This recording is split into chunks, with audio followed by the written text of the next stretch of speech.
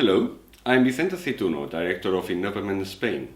Welcome to my weekly video blog. This week, I wanted to tell you about the two main approaches for information security management: compliance and continuous improvement. The advantages of using compliance are that you get to use best practices and it's easy to justify because it's what everyone's doing, or let's say what you are supposed to do.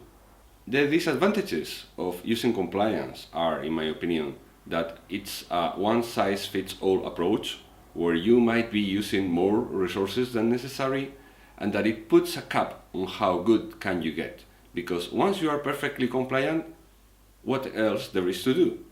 It can be difficult to turn business needs into security requirements, but that doesn't stop you from achieving compliance. And perhaps that is one of the reasons it's so popular. A disadvantage of using compliance is that opportunities for improvement sometimes can come only between audits or when the standard is being updated.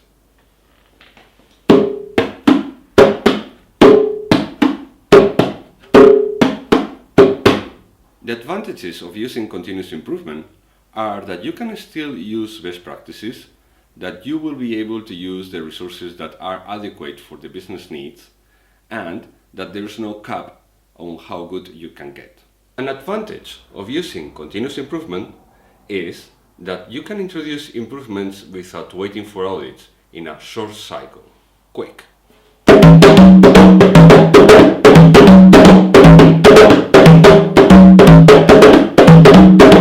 The disadvantages of using continuous improvement is that you will need metrics, you will need a high level of maturity, and it's more difficult to justify because not everyone is doing it.